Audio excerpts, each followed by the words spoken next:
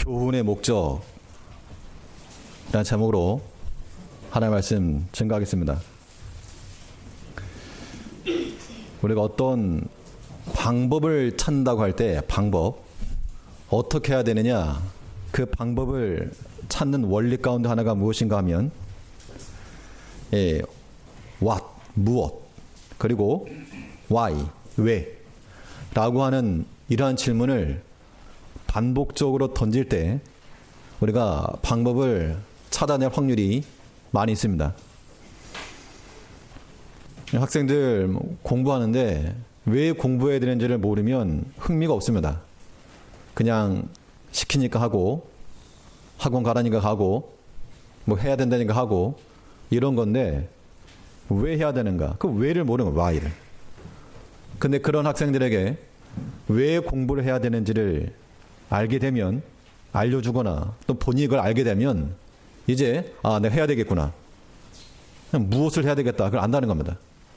1차적으로는 이걸 왜 해야 되는가, 그걸 알아야 되고, 그 다음에는 뭘 해야 되겠는가.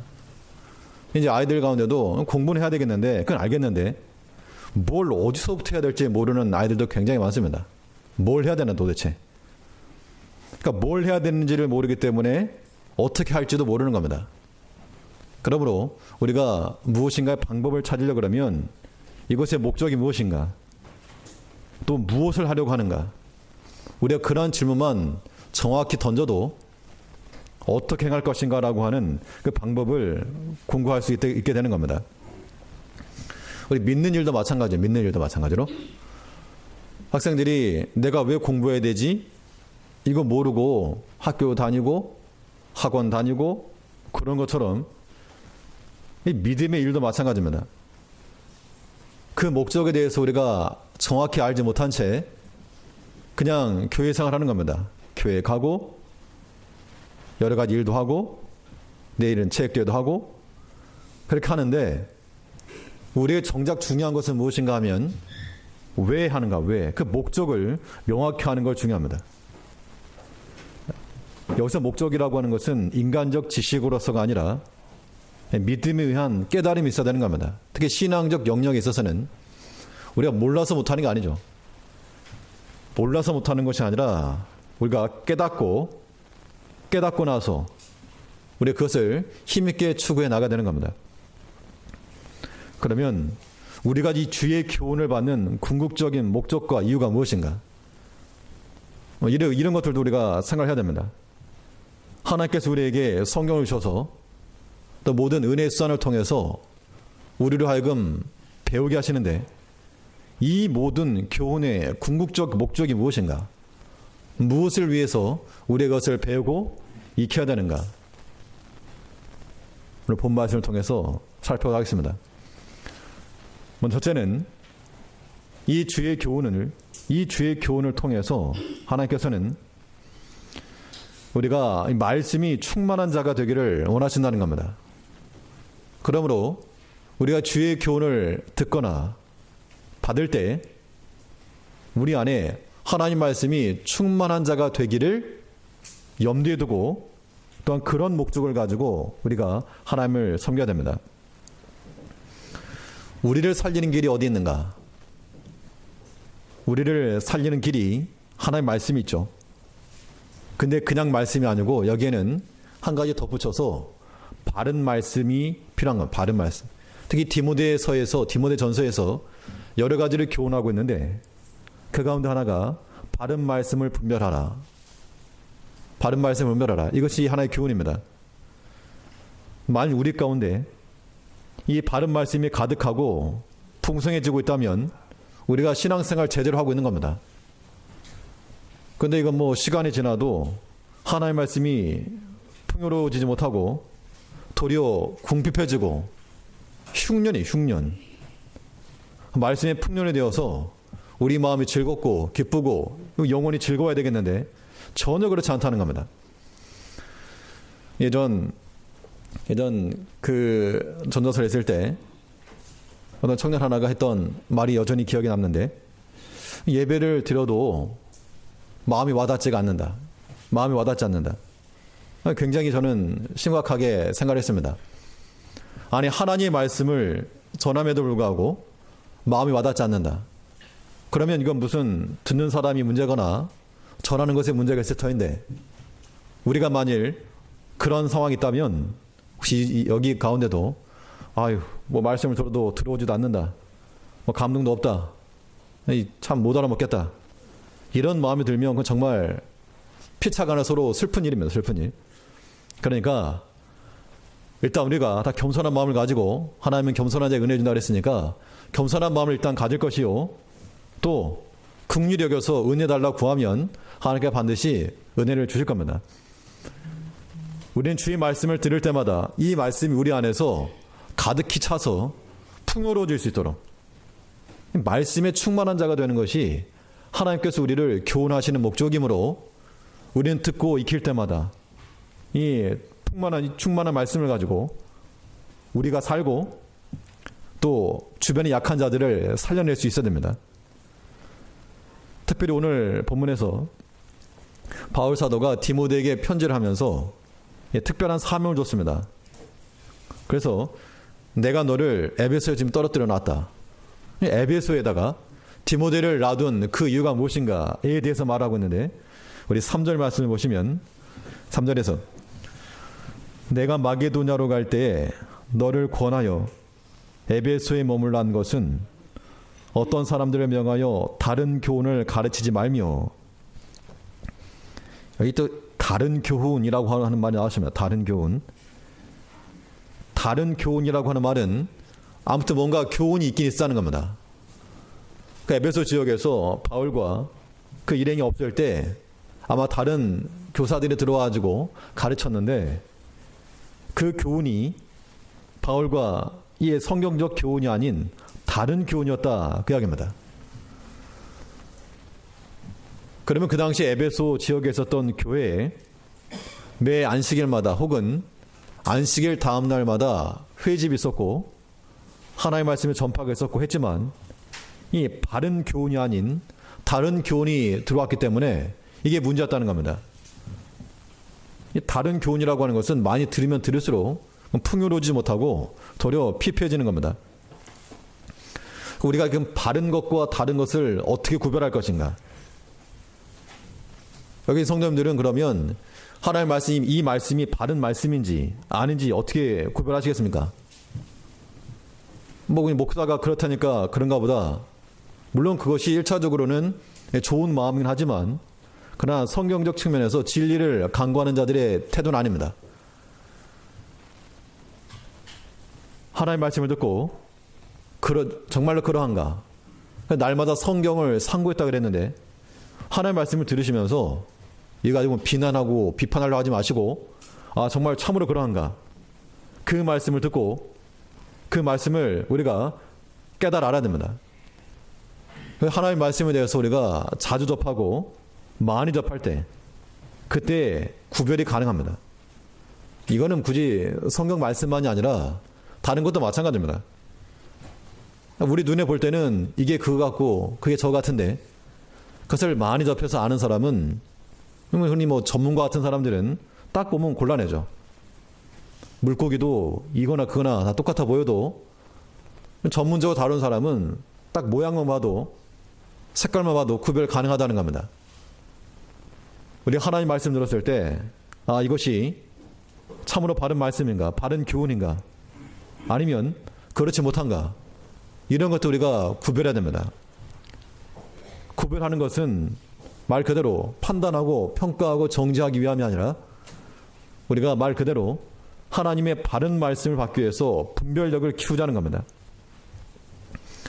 그래서 우리가 하나님의 말씀을 받을 때 그 말씀에 부지런해야 되고, 또 그 말씀에 우리가 창념해야 되겠습니다. 창념.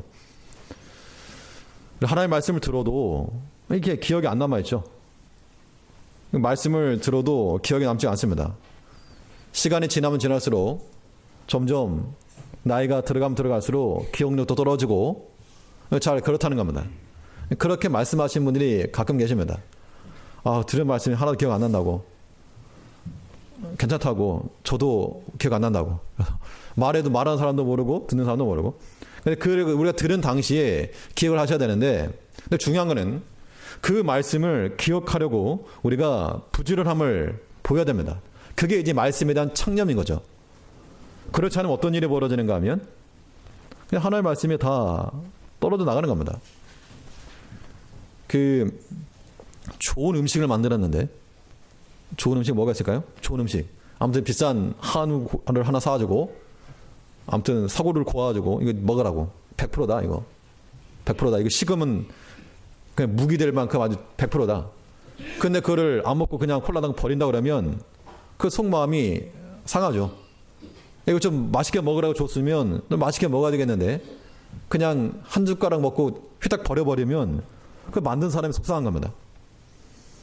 우리 하나님의 말씀을 대할 때도 그 말씀 우리가 우리 마음 가운데 남겨놓으려면 방법은 한 가지입니다. 풀로 붙여놔야 되겠는데 그 풀로 붙이는 방법이 무엇인가? 바로 무엇일까요?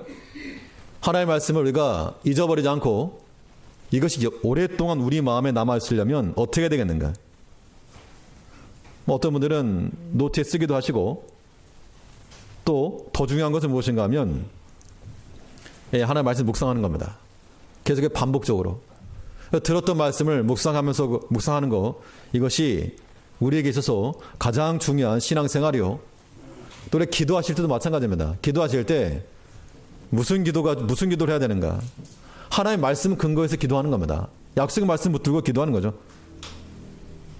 지난 시간에 들었던 그 말씀을 계속해서 기억을 하고 그 말씀 의지해서 하나님 앞에 우리의 모습을 만들어가는 거, 이거 중요한 겁니다. 지난주 설교 내용이 믿음 안에서라고 하는 제목이었는데 주보 앞에 있으니까 기억나시겠죠? 믿음 안에서 산다는 게 뭐라 그랬습니까? 한 주 동안 묵상할 것에 대해서 제가 숙제를 하나 내드렸었는데 이거 한 주 동안 묵상하시자고. 믿음 안에서 산다는 게 무엇인가? 믿음 안에서 산다는 것은 말 그대로 믿음 안에 있는 거니까 믿음 외적인 것에는 영향받지 않는 거라 그랬습니다. 그러니까 그 어떤 사건도 어떤 사람의 말도 믿음 안에 있는 자들은 전혀 요동함 받지 않고 다툴 필요도 없고 분노할 이유도 없다는 겁니다. 이것이 믿음 안에 사는 것이기 때문에 우리 그 말씀 붙들고 기도하면서 믿음 안에 살게 해달라고. 여러 가지 일들, 사건들, 별소리 들어도 그런 것에 조금도 동요하지 않고 하나님께 감사하며 찬송하며 살아가는 우리가 되게 해달라고. 그것이 이제 우리 참된 기도가 되는 거죠. 이제 우리가 이 본 말씀을 들었으니까 하나님께서 우리에게 교훈하시는 목적이 무엇인가? 우리 안에 이 말씀이 충만해지는 자가 되기 위해서 우리에게 가르치시고 교훈하시는 것이므로 이것도 우리가 좀 기억하셔야 되겠습니다. 내 안에 세상 지식이 많고 또 주말 연속극이 많고 그런 거 말고 내 안에 하나님의 말씀이 좀 더 풍성해지고 차고 넘쳐서 나를 휩싸서 갈 수 있도록, 다른 것에 내가 사로잡히지 않고 하나님의 말씀에 사로잡힐 수 있는 하나님의 말씀에 풍성한 자가 되기를 간구하는 그런 마음과 그런 기도가 우리 가운데 있어야 한다는 겁니다. 그럼 바른 말씀은 어떤 특징이 있는가? 바른 말씀은 하나님의 뜻을 이루는 것으로 수렴하게 되어 있다는 겁니다. 바른 말씀은 하나님의 뜻에 관심이 있고, 반면 다른 말씀이라고 하는 것은 그냥 다툼과 변론으로 끝난다 그랬습니다. 우리 4절을 보니까 4절 말씀에서 신하와 끝없는 족보에 창념치 말게 하려 함이라. 이런 것은 믿음 안에 있는 하나님의 경륜을 이름보다 도리어 변론을 내는 것이라. 아마 이 에베소 지역에 여러 가지 많은 사람들이 들어와가지고 참된 십자가 복음 말고 오늘 4절을 보니까 무슨 족보, 신화 이런 것들에 대해서 이야기가 많이 있었던 모양입니다. 그래서 족보에 대해서 쭉 이야기를 하고 신화에 대해서 이야기를 하고, 근데 그런 것들은 바른 말씀이 아니고 다른 말씀이다.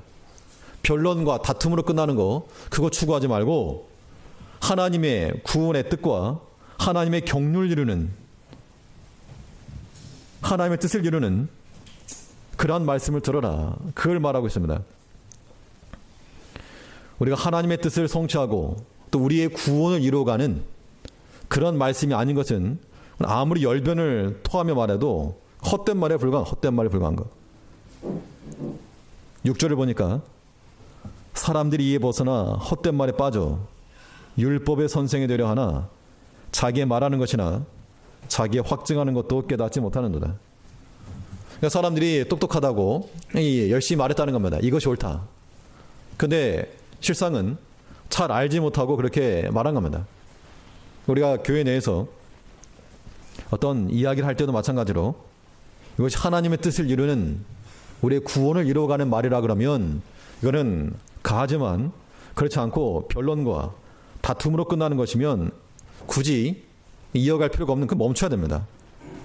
내가 아무리 알고 확신이 있다 그래도 그게 아닐 수 있고 또 다 모르기 때문에 그것만 가지고 확신 있게 주장하거나 그걸 가지고 다툼과 싸움까지 나가면 안 됩니다.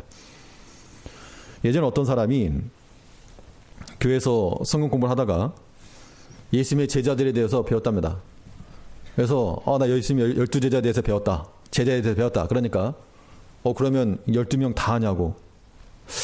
내가 배우긴 배웠는데 다는 모르지만 내가 최소한 2명은 잘 알고 있다.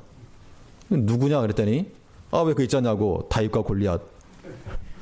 예, 이런 반응들 나오시면 곤란합니다. 예, 실제로 다윗과 골리앗이 예수님 제자라고 생각하시면 안 되죠.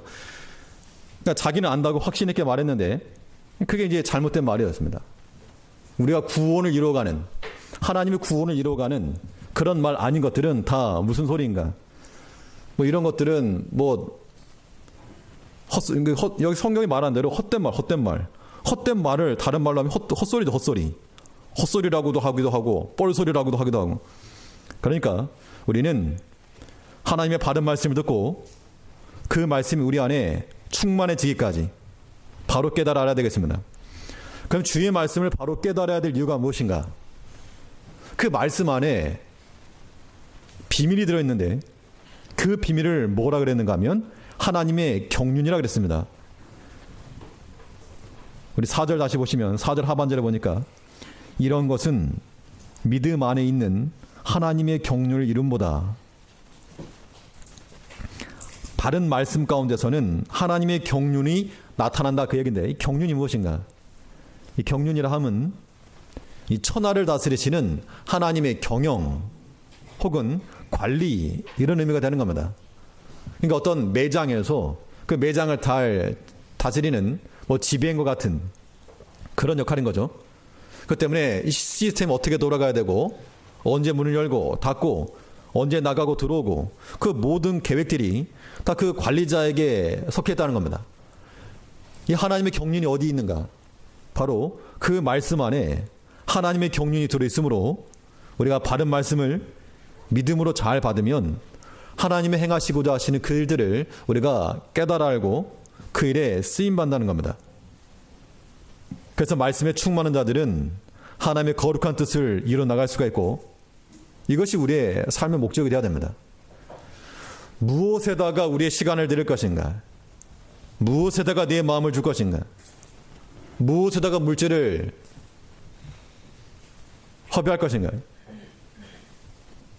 우리가 만일 하나님의 말씀에 하지 않으면 다 허비하는 겁니다. 낭비하는 것이고 반면 참되고 바른 하나님의 일에 우리 자신을 드리고자 할 때 그것만이 선용하는 것. 그러므로 우리는 바른 주의 말씀을 부지런히 익히고 배우고 묵상하여서 우리 마음에 각인하는 새기는. 그래서 어떤 분은 콩나물에 물을 주면 콩나물 시루에 물을 주면 물이 다 빠져나가도 콩나물 자란다. 예, 맞는 말씀입니다. 그래서 우리가 듣고 잊어버려도 그 말씀이 우리에게 유익함은 맞지만 그러나 우리는 더욱더 묵상하여서 그 말씀 붙들어야 됩니다. 하나님의 말씀 우리 안에 풍성해지는 것이 하나님께서 우리에게 교훈하신 목적인 줄 알고 듣는 말씀 잊지 않고 하나님의 경륜을 깨닫기까지 그 말씀에 창념할 수 있는 모든 성도님들 되시기 바랍니다. 둘째로 주의 교훈을 받는 이 궁극적 목적과 이유가 무엇인가? 둘째는 이 주의 교훈을 통해서 사랑이 충만한 자가 되라고 우리를 가르치시는 겁니다. 오늘 본문 내용에서 바울 사도가 중요하게 말하고 있는 부분입니다. 주의 말씀을 받고 교훈을 받는 목적이 무엇인가? 그 결과로 우리 안에 사랑이 가득하고 충만한 자가 되라는 겁니다. 5절에 보면 5절 말씀을 다 같이 한번 읽어보시죠. 5절 시작. 경계의 목적은 청결한 마음과 선한 양심과 거짓이 없는 믿음으로 나는 사랑이거늘. 이게 이제 한글 성경을 보면 떨어지는 것처럼 보이지만 경계의 목적은 중간 생략 사랑이다 그 얘기입니다. 하나님께서 우리에게 경계하시고 교훈하시고 가르치시는 목적이 무엇인가? 우리 안에 사랑이 충만해지라고. 그 사랑이라고 하는 것이 하나님을 사랑하는 것이요, 또한 교회를 사랑하는 것이요, 형제를 사랑하는 것인데, 우리가 듣고 배울 때마다 이것이 우리에게 있어야 된다는 겁니다. 그런데 우리가 아무리 들어도 하나님에 대한 사랑이 없고, 아무리 들어도 교회에 대한 애착심도 없고, 아무리 들어도 형제와 반목을 하게 되면 그것은 바른 교훈이 아닌 겁니다. 우리 가운데서 사랑이 충만하는 것이 하나님께서 우리에게 요구하시는 바인데, 사랑이 그러면 어떻게 나오는가? 억지로 쥐어짠다고 해서 나오는 게 아니고, 사랑이 나올 수 있는 방법에 대해서 오늘 5절에서 명확한 단어를 써서 말하고 있습니다. 먼저는 이 청결한 마음에서부터 사랑이 나온다 그랬습니다. 청결한 마음으로 나는 사랑이다 그 얘기입니다. 하나님께서 우리에게 경계하시고 교훈하는 목적은 사랑인데, 청결한 마음에서부터 나오는 그 사랑이 우리 가운데 필요하다 그 이야기입니다. 마음이 청결하다. 자, 마음이 청결하다는 것은 무슨 의미인가? 네, 깨끗한 거죠. 깨끗하기 때문에 투영하는, 투영 보이는 겁니다. 마음이 청결한 자, 깨끗한 자는 하나님을 본다고 했고, 또 그 사람을 통해서 하나님이 투영되는 겁니다. 마태복음 5장에 보면 마태복음 5장 8절에서 마음이 청결한 자는 누구를 볼 것이며 하나님을 볼 것이며, 그러므로 우리가 청결한 마음과 깨끗한 마음을 가지고 살아간다는 것은 하나님을 투영해야 하는 겁니다. 우리 안에서 예수 인격을 가지고 하나님을 발견하는 것. 얕은 물이라 그러면, 얕은 물 그러면 뭐 흔히 밑에 다 거의 다 보일 겁니다. 근데 얕은 물이라도 뭐 탁하고 흐리면 밑에 뭐가 있는지 전혀 보이지가 않습니다. 반면 물이 깊어도 맑으면 그 안에 바닥에 있는 돌도 보이고 뭐 물고기도 보이고 다 보이는 겁니다. 우리 믿음의 성도들은 어떠한 사람들이 되어야 되는가? 우리는 하나님 앞에서 마음이 청결하고 깨끗한 자가 되어야 되겠습니다. 개인적 신앙을 가지고 하나님 앞에서 우리 마음이 청결해야 되겠죠. 그래서 우리가 하나님을 볼 뿐만 아니라 우리를 통해서 하나님이 보이도록. 근데 우리가 보통 어떤 상황인가 하면, 현대인들의 특징이기도 한데, 자기만의 영역, 그냥 누구도 들어올 수 없는 겁니다. 요즘 시대가 그렇게 흘러가고 있습니다. 예전 같지가 않고, 요즘은 서로 간에 그런 벽이 있고, 자기만의 영역이 있어가지고, 자기만의 굴이 있어가지고, 침범하기를 싫어하는. 예전에 어떤 그 집사님 한 분 계셨는데, 전했던 교회입니다. 근데 그 집사님 오게 되면, 저 집사님에게 말을 걸어야 될지 안 걸어야 될지를 알 수가 있습니다.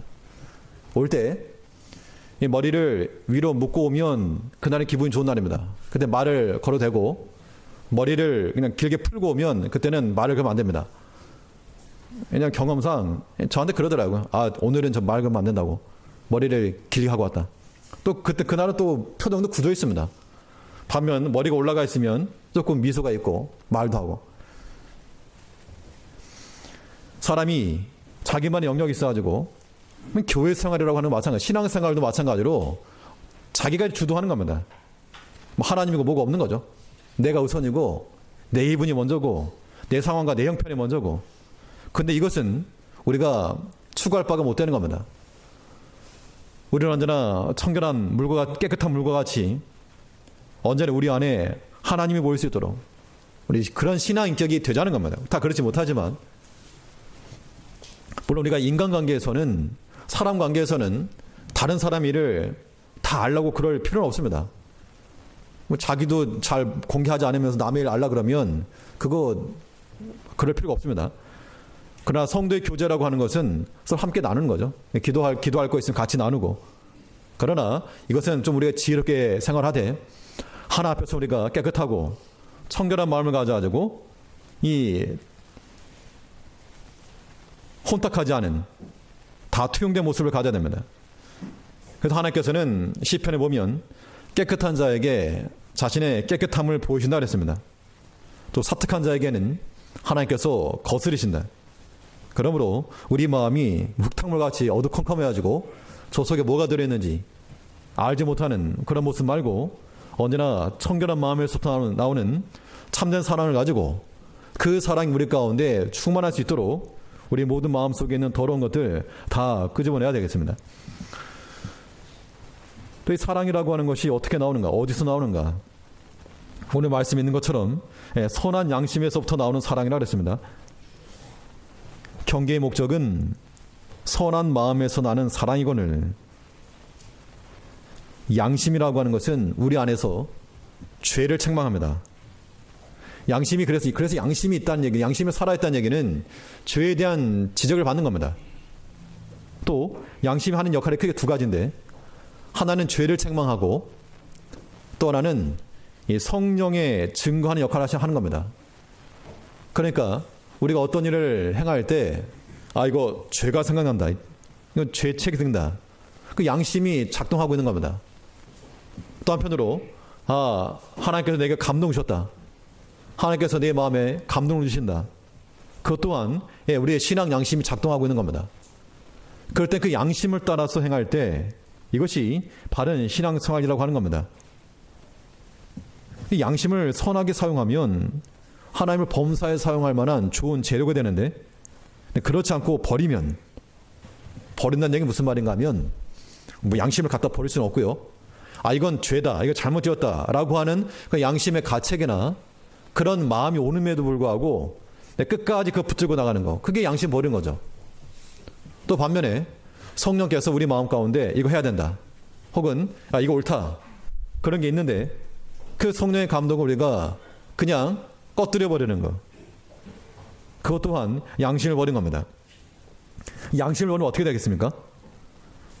양심을 버린 결과 우리가 이제 믿음의 신앙생활을 하고 있는데요. 이 신앙 양심을 버리게 되면 그 믿음이 어떤 믿음인가? 오늘 성경에 보면 그 믿음은 파선하는 믿음이라 파선하는. 그 끝이 되면 끝이다. 1장 19절을 보면 디모데는 1장 19절에서 여기도 한번 같이 읽어보시죠. 1장 19절 시작. 믿음과 착한 양심을 가지라. 어떤 이들이 이 양심을 버렸고 그 믿음에 관하여는 파선하였느니라. 그러니까 선한 양심, 착한 양심을 가지라. 이 양심 버리면 아무리 믿음 있네 해도 그건 파선하는 배와 같이 침몰하고 만다. 하나님 기뻐하지 않는다. 그 얘기입니다. 그리고 양심을 사람 보면 다 양심 있죠. 양심이 있긴 있는데 이 양심을 버리거나 아니면 화인 맞거나 이런 양심으로는 우리 믿음 생활을 바로할 수가 없고 반대로 양심을 바로 쓰는 것 중요합니다. 그래서 김현목 목사님께서 세 가지 중요한 그런 교훈을 가르쳤는데 삼가 조심해라. 뭐든지 삼가 조심해라. 삼가 조심. 또 하나가 일심정력이죠. 일심정력. 무슨 일이든 힘을 다해라. 그리고 마지막 세 번째가 양심 똑바로입니다. 옛 어른 말씀이지만 어렸을 때부터 많이 들어왔던 말씀인데 정말 우리 신앙의 기본들을 다 말씀하신 것 같아요. 양심 똑바로. 양심 똑바로. 사람 양심이라고 하는 것이 자기 말고는 확증할 사람이 없어요. 그것 때문에 내가 아닌 척하면 아닌 거죠. 그래서 우리 양심이 안다는 겁니다. 그럼 그 양심을 어떻게 써야 되는가? 양심을 어떻게 쓰라고요? 똑바로. 똑바로. 양심을 똑바로 쓰려면 우리 마음 가운데 욕심이 작용하지 않아야 됩니다. 어떤 형태로든 욕심이 조금 끼게 되면 양심 바로 못 씁니다. 양심 안 쓰는 것을 다른 사람 모를 수 있어요. 다른 사람 모를 수 있지만 우리가 우리 마음 가운데 욕심 다 버리고, 욕심을 왜 버려야 되면요, 욕심 마치 그 돌에 끼는 이끼와 같아가지고, 그 물에, 흐르는 물에는 이끼가 끼지 않지만 고에 있거나 그러면 이끼가 껴져. 그거 밟는 순간 그냥 넘어지는 겁니다. 그 욕심이라고 하는 것이 내가 무언가를 더 얻으려고, 내가 플러스 하려고 욕심을 부리는데, 그게 도리어 자기에게 마이너스를 주는 겁니다. 물론 그런 경험들이 없어서 모르시겠지만 그렇답니다. 그러니까 욕심을 가지고 양심 버리지 말고, 양심 속이지 말고 바른 양심 쓰는 거. 왜 바른 양심을 써야 되는가? 이유가 뭘까요? 뭐 이유를 알아야지 우리가 그렇게 하는 거니까. 우리가 왜 그런 바른 양심을 써야 되는가? 사람이 아는 것도 아닌데. 내가 이렇게 말한다고 해서 뭐 사람이 알 것도 아니고, 이렇게 행동한다고 해서 누가 알 수 있는 것도 아닌데, 우리는 왜 바른 양심을 써야 되는가? 내가 11절 하든 안 하든 뭐 사람이 알 바가 없는데 왜 우리가 바른 양심을 써야 되는가? 그 이유가 무엇이냐? 이유는 한 가지입니다. 하나님이 아시기 때문에 우리가 양심을 바로 써야 한다는 겁니다. 우리 인간적으로 약함이 있어서 그렇지 못할 때가 있으면 하나님께서 우리에게 깨달음 주실 때마다 기분 나빠할 게 아니고 우리 회개하고 돌이켜야죠. 우리가 하나 앞에서, 사람도 마찬가지입니다. 사람이 봐도 양심 제대로 안 쓰면 그 사람은 끝인 겁니다. 신뢰 다 깨지는 거죠. 사람뿐만 아니라 하나님께서도 우리를 향해서 바른 양심을 써라. 양심 버리면 그 믿음 파선이다. 파선. 끝이다. 끝. 우리가 아무리 오랫동안 신앙생활하고 또 자칭 믿음이 좋다 말해도 양심 바로 안 쓰면 그 믿음은 끝나는 거. 우리 안에서 죄를 책망하고 또 성령이 하신 일을 증거하는 그 양심이 우리 가운데 작용을 해서 바울사도가 말한 것처럼 내가 범사에 양심을 따라 하나님 섬겼다. 선한 양심을 가지고 또 거기서부터 나오는 하나님 사랑. 양심을 똑바로 쓰는 이유가 하나님 아시기 때문에 양심 바로 쓰는 거죠. 그게 하나님을 사랑하는 증거요. 하나님을 사랑하고 하나님을 경외하기 때문에 사람에 대해서도 함부로 하지 못하는 겁니다. 거기서 그런 데서 나오는 사랑이 우리 가운데 충만해지라고 우리에게 교훈하고 가르치는 겁니다. 이런 말씀 들었으니까 이제 우리가 한 주간 살아가면서 양심 바로 쓸 수 있도록, 목사로서 그게 바른 양심이냐? 제가 목사라고 말했지만 여긴 다들 성도님들 다 들어가는 겁니다. 각자 직분을 놓고 각자 이름을 놓고 네가 목사로서 그게 할 짓이냐? 최선을 다하고 있느냐? 바른 모습이냐? 다른 사람에게 본이 될 만하냐? 이런 질문을 던져야 한다는 겁니다. 그래서 그렇지 못하면 회개하고 우리가 양심을 바로 써서 하나님을 섬겨 나가야 되겠습니다. 또 사랑이 어디서 나온다 그랬는가 하면 거짓이 없는 믿음에서 나온다 그랬습니다. 5절에 보니까 경계의 목적은 청결한 마음과 선한 양심과 거짓이 없는 믿음으로 나는 사랑이거늘. 거짓이 없는 믿음, 이것을 다른 말로 말하면요, 진실함이겠죠. 거짓이 없다는 거 진실한 겁니다. 그래서 우리 믿음이 진실해야 되겠는데, 진실한 믿음 되려면, 즉 거짓 없는 믿음 되려면 우리의 무엇과 같이 나와야 되는가? 믿음이 무엇과 같이 나와야 되는가 하면 우리 행함과 같이 나와야 되겠죠.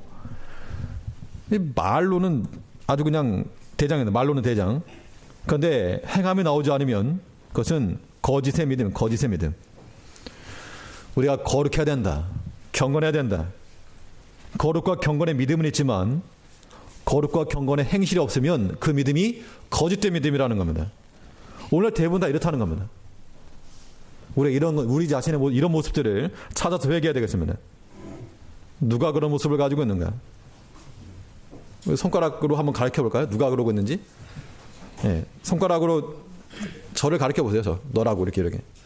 근데 저 손가락이 저를 가리키면 나머지 손가락은 다 본인 가리킬 겁니다. 그러니까 우리가 거짓 없는 믿음 되지 아니하도록 우리가 아는 것만큼 행하고 또 말한 것만큼 실천해낼 줄 아는 우리가 되어야 됩니다. 우리가 알아야 될 거는 이미 다 알고 있어요. 초등학교 때 이미 다 배운 거, 뭐 윤리유식이라고 하는 거 이미 초등학교 때 다 배우는 겁니다. 우리 기본적 신앙생활에 필요한 것들 이미 다 알고 있는 것들입니다. 이제 이것이 우리에게 거짓 없는 믿음이 되도록 행실에서부터 나타날 수 있도록 진실한 모습을 가져야 됩니다. 이런 믿음에서 나오는 것들이 참된 사랑이라는 거죠. 말로만 사랑합니다가 아니고 청결한 마음을 가지고 주를 섬겨 나갈 때 이것이 참된 사랑이요. 우리 양심을 바로 쓰고 또 욕심을 버리고 이것이 하나님 사랑이요. 거짓 없는 진실한 모습을 가지고 하는 것이 하나님 사랑, 형제 사랑이라는 겁니다. 이러한 사랑이 충만해지는 것이 하나님께서 우리에게 교훈하시는 목적이라는 겁니다. 그러니까 우리 마음 가운데 여전히 살기가 가득하고 분노가 가득하고 다툼이 가득하고 이것은 하나님 기뻐하지 아니하심으로 그런 마음 다 버리고 하나님께서 우리에게 가르치는 대로 하나님의 말씀이 충만할 뿐만 아니라 사랑이 또한 충만해져가는 우리가 되어야 하는 겁니다. 또한 우리가 주의 교훈을 받는 목적이 무엇인가? 셋째는 하나님의 영광이 충만한 자가 되라는 겁니다. 하나님의 영광이 우리 가운데 충만해질 수 있도록 하나님께서 모든 은혜의 수단과 방편을 통해서 가르치시고 교훈하심으로 하나님의 영광이 충만한 우리가 되어야 되겠습니다. 우리 11절 말씀을 보시면 11절에서 11절 말씀도 우리 같이 읽겠습니다. 11절 시작. 이 교훈은 내게 맡기신 바 복되신 하나님의 영광의 복음을 조춤이니라. 율법이라고 하는 것이 선하다라고 하는 걸 말하면서 악한 자들, 죄인들 이런 자들의 율법이 필요하다. 선하게 쓰면 필요하다라고 말하면서 이 교훈을 우리에게 맡기셨는데 하나님의 영광의 복음을 따라서 즉 이 복음을 전파함으로써 궁극적으로 원하는 바가 무엇인가 하면 바울 자신의 어떠한 탁월함을 말하는 것이 아니고 하나님의 은혜의 영광, 하나님의 그 영광을 위해서 복음을 전하고 있다라고 말하고 있는 겁니다. 그러니까 사람의 창조의 목적과 삶의 이유가 하나님의 영광인 것을 깨닫는 사람들은 믿지 않는 자들과 방향이 같을 수가 없는 겁니다. 그들과 똑같이 세상을 따라가고 돈 따라가고 어떤 그런 것만 가지고 우리가 살 수 없는 겁니다.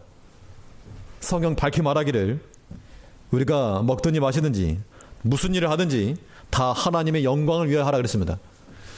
하나님의 영광을 위해서 하라고 하는 그 말은 영광이라고 하는 그 말의 근본적인 뜻은 중량감이 있다. 중량감이 있다. 무게가 더 나간다. 그 뜻입니다. 그래서 우리가 세상에서 분리되지 않기 때문에 경제생활도 하고 자녀 교육도 하고 뭐 취미생활도 하고 다 하겠지만 어디에 무게가 더 나가는가? 어디에 무게가 더 나가는가? 하나님께 더 무게가 나가는 것, 그게 하나님께 영광 돌린다는 의미가 되는 겁니다.